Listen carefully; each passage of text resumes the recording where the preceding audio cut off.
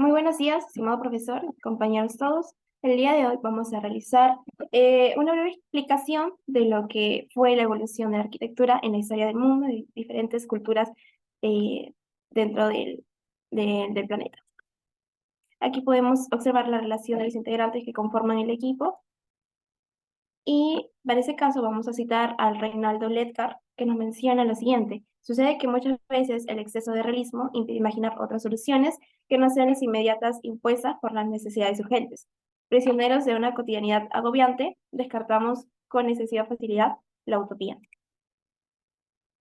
A modo de introducción, podemos mencionar que conforme las sociedades se iban expandiendo y volviendo aún más complejas, surgió la necesidad de poder crear nuevos espacios urbanos para el desarrollo de las mismas. De ese modo nacieron las culturas del Medio Oriente como Mesopotamia y Egipto. Asimismo, tenemos la cultura griega y romana, quienes destacaron también en la arquitectura, basándose en la racionalidad, en la belleza, en el orden, entre otros principios. Podemos mencionar también que la arquitectura es una disciplina intrínsecamente ligada a la historia y está sujeta a limitaciones y fortalezas de la ciencia. Podemos observar aquí también una línea del tiempo en la que nos detalla cuáles son las culturas que se han desarrollado a lo largo del tiempo en su respectiva edad. Comenzaremos con la Edad Antigua. El Antiguo Egipto abarca desde el 3100 a.C. hasta el 332 a.C. Se puede dividir en 5 grandes periodos, los cuales son el periodo arcaico, el Imperio Antiguo, el Imperio Medio, el Imperio Nuevo y el periodo tardío. La arquitectura del Antiguo Egipto se caracteriza por la monumentabilidad de los grandes templos y complejos funerarios. Los principales materiales eran los sillares de piedra y adobe. Se caracterizó por la notable ausencia de la madera en las estructuras. Esto se debía a que Egipto era una tierra seca y no era posible encontrar abundante madera para poder utilizar en las construcciones, por lo que se usaron otros materiales como el ladrillo de barro cocido al sol y la piedra caliza. La arquitectura egipcia, de grandes monumentos religiosos y templos, también tiene algunas características comunes. Por ejemplo, tenían paredes gruesas e inclinadas con unas pocas aberturas. Se utilizaron enormes bloques de piedra para poder construir techos planos de los templos y los techos estaban sostenidos por grandes vigas y columnas. Egipto estaba bastante avanzado con respecto a las normas y las técnicas de construcción que eran utilizadas en ese momento, dentro de las cuales destacamos que los techos planos están constituidos con grandes losas, predominaba la dimensión horizontal, sobre todo en los templos, tenían pocos vanos, es decir, sus ventanas eran muy escasas. Los muros son extraordinariamente gruesos, tenían un estilo columnario y adintelado, y empleaban el talud en el caso del paramento inclinado a fin de poder conseguir una mayor estabilidad. Aquí podemos observar un video, el cual es de la tumba de la reina Nefertari, la cual era la esposa de el faraón Ramsés II, y este lugar se encuentra en el Valle de las Reinas.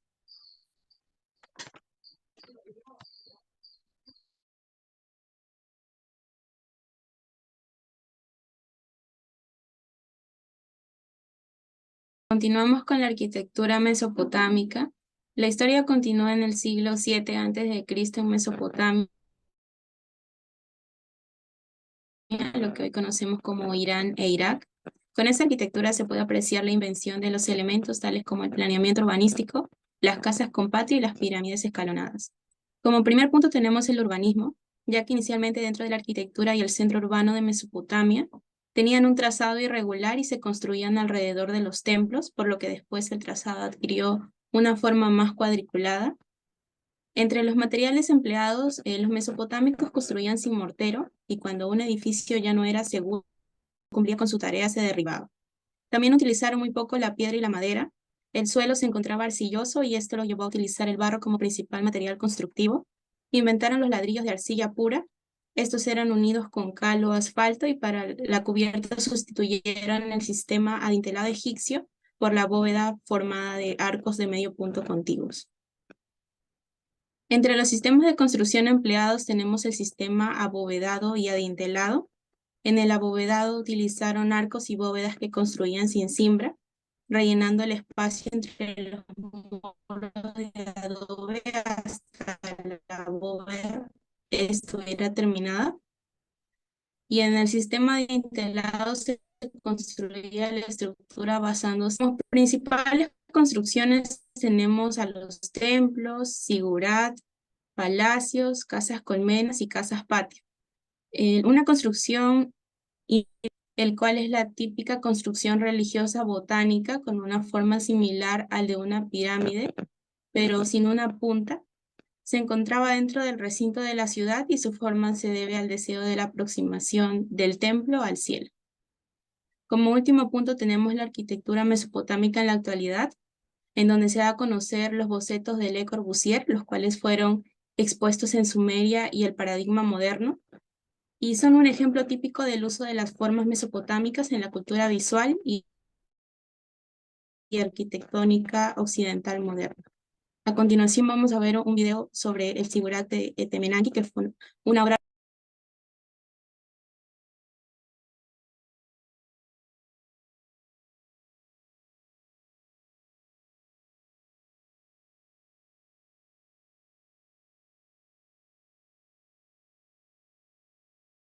Arquitectura griega. Los constructores antiguos tenían un profundo conocimiento de las respuestas humanas a las condiciones ambientales y las necesidades físicas. Inicialmente, las familias y las tribus vivían juntas en chozas cubiertas de piel y estructuras óseas. Miles de años después, los asentamientos humanos se convirtieron en muros fortificados de adobe que rodean volúmenes rectangulares con aberturas perforadas para ventilación y luz solar. Algunas de las características generales que debemos tener en cuenta para comprender el arte griego son el antropocentrismo, la búsqueda de la belleza, la idealización y lo urbano. Sin duda, los griegos preferían el mármol, al menos para sus edificaciones públicas.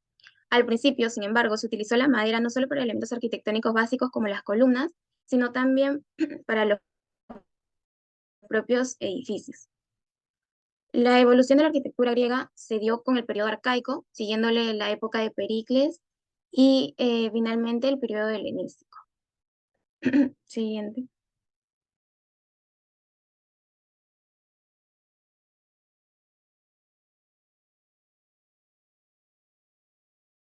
Atenas es el monumento más grandioso de la Atenas de Pericles y refleja en la arquitectura el extraordinario florecimiento cultural de las artes y el pensamiento que alcanzó Atenas durante el siglo V a.C. 8 columnas decoran los frontales del Partenón y 17 sus flancos laterales. De estilo dórico, cada una mide 10.93 metros de alto y 1.91 de diámetro.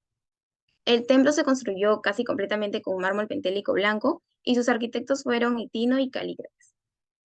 Existen dos obras arquitectónicas las cuales están inspiradas en el arte griego. Estas son, como podemos ver en las diapositivas, del Congreso de los Diputados de España y la Biblioteca Nacional de España.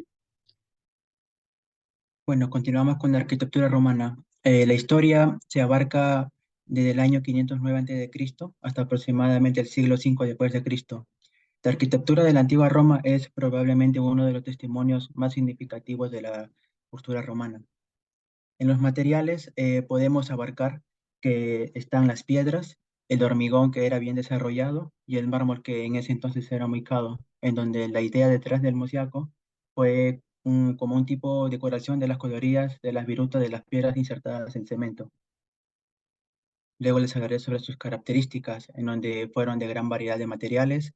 Los pilares son los elementos sustentantes más utilizados y su finalidad es ser prácticos y útiles para los ciudadanos, como también los elementos sustentantes se destacan en los muros. Luego tenemos los tipos de construcciones que eran antes en la cultura romana. Siguiente diapositiva, por favor. Ahora se dará un video sobre la obra representativa.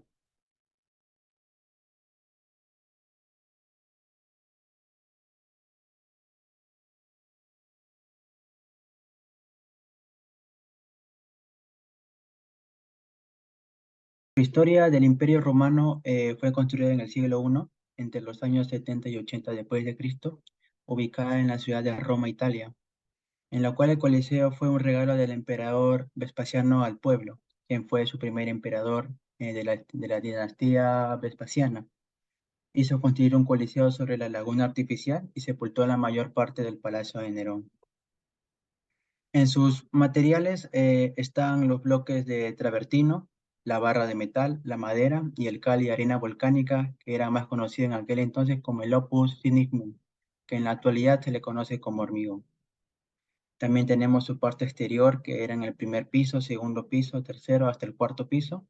Y en el interior se dividían en niveles, como en las reservadas para las máximas autoridades, como también para los aristócratas y los ciudadanos adinerados, para los reservados de los ciudadanos de clase media y para los reservados para los ciudadanos pobres y por último para las reservadas para las mujeres y no ciudadanos. Y en sus características podemos decir que el Coliseo era una altura de 57 metros, 188 de largo y 56 de ancho. Y en el 2007 se incluyó en el listado de las 7 nuevas maravillas del mundo. Ahora proseguimos con la explicación acerca de las construcciones que existieron durante la Edad Media. En este caso, la nobleza se caracterizó por utilizar el arte como un medio adecuado de propaganda, es decir, que mediante las construcciones de imponentes palacios, ellos reflejaban su poder y también su linaje. Se debía buscar la decoración adecuada sin caer en extravagancia, es decir, utilizaban decoraciones que se veían ligadas a la elegancia. Dentro de la ciudad se concentran las edificaciones de esta aristocracia urbana. En las ubicaciones de cada uno de estos palacios están dentro de un lugar estratégico, ya que cada uno de ellos posee un posicionamiento familiar y económico. En ese caso se deja de lado la tipología tradicional por el de residencia urbana de fachadas monumentales. En este caso, las obras más resaltantes durante esta edad son el Palacio del Infantado en Guadalajara, España, y la Casa de Cordón en Burgos. En primer lugar tenemos a esta obra representativa, la cual es el Palacio del Infantado en Guadalajara. Ese palacio fue construido por el arquitecto Juan Guas. De hecho, podría mencionarse que es su proyecto eh, el más representativo de todos, construido en el año 1480. En este palacio se pueden ver reflejados los escudos emblemáticos de esta familia, los emblemas heráldicos que indican que había sido realizado para honrar la grandeza del linaje. Muchos arquitectos mencionan de que el Infantado de Guadalajara impresiona más que todo por la fachada impresionante que ésta tiene, y además por el significado de la historia que quiere, la historia de esta familia que ha residido aquí, que en este caso es la familia del quinto duque del Infantado. La descripción, los elementos que podemos encontrar dentro de este palacio son artesonados de oro tallados, las cúpulas elevados y los adornos con pinturas de ramajes silvestres. En la actualidad, este palacio sirve como un espacio de conservación que refleja el patrimonio cultural de Castilla. Actualmente es un museo. Bueno, los principales principios de composición arquitectónica que podemos encontrar en esta edificación son la repetición o el ritmo, la belleza, la utilidad y el contraste. Como podemos ver, esta parte se denomina el patio de los leones. Una característica muy curiosa sobre este patio es que cada león tiene tallado una facción diferente. Cada uno de ellos puede mostrarse de manera alegre, con el ceño fruncido, y es uno de los elementos que más destaca dentro de ese palacio. Ahora proseguimos con la Edad Moderna. Vamos a centrarnos en la arquitectura barroca. Una descripción general de esta es que se encuentra comprendida entre los siglos XVI y XVIII dentro de Italia. El estilo está regido principalmente por los ideales religiosos, es decir, que la Iglesia quería transmitir su poder mediante diferentes eh, templos. A diferencia de la Edad Media, que en donde ellos se ligaban más a lo que es la elegancia, la arquitectura barroca se caracteriza por llegar a la extravagancia, a poseer decoraciones más extravagantes. También se menciona que fue fundamental para el desarrollo y el concepto de urbanismo en Europa. La historia del nacimiento de la arquitectura barroca es que los líderes de la Iglesia vieron un movimiento reconocido como Reforma Protestante y a modo de respuesta se creó la Contrarreforma Protestante durante el Concilio del Trento. Y aquí es donde nació la arquitectura barroca. Como había mencionado, sus características son la exageración en adornos y decoración. Y la obra más representativa, o la que vamos a analizar hoy día, es la Basílica de San Pedro. Los principales principios encontrados dentro de esta composición son la simetría. Si trazamos un eje de simetría, podemos ver que ambos lados poseen el mismo peso visual. La belleza también, y también la utilidad, pues fue un templo. También cabe resaltar que durante el diseño de este templo participaron diferentes arquitectos, como por ejemplo Bernardo Rossellino, Miguel Ángel Buonarroti, entre otros. Sobre la arquitectura en la Edad Contemporánea, y en este caso voy a citar a dos autores que son Madia y De Fusco, de los cuales ambos coinciden en que la arquitectura contemporánea la podemos definir como aquella que surge o se desarrolla a partir de la Segunda Guerra Mundial en el siglo XX y se extiende hasta nuestra época actual, hasta nuestros tiempos.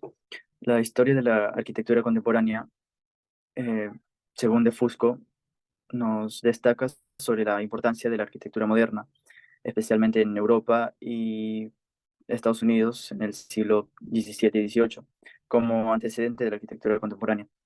En cuanto a los movimientos y tendencias que han marcado la arquitectura contemporánea, nos menciona el organicismo, el brutalismo, el regionalismo crítico, como también el posmodernismo y la arquitectura desconstruccionista. Podemos mencionar también aquí las corrientes que existen actualmente como el high-tech y la arquitectura paramétrica. Entre los materiales utilizados para dicha arquitectura podemos encontrar a los más usados como el hormigón, la piedra y la madera. Aquí podemos ver también el vidrio y una viga, que son los materiales que también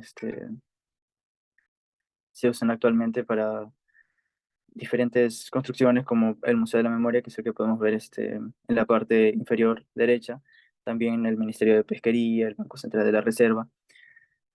Y como características de la arquitectura contemporánea podemos encontrar una fuerte tendencia a la innovación, la experimentación, la búsqueda de funcionalidad y la adaptación a las necesidades cambiantes de nuestra sociedad. También podemos mencionar la incorporación de la tecnología en los procesos constructivos y en el diseño, así como una gran diversidad estética y pluralismo, y un gran compromiso con la sostenibilidad y responsabilidad social y ambiental.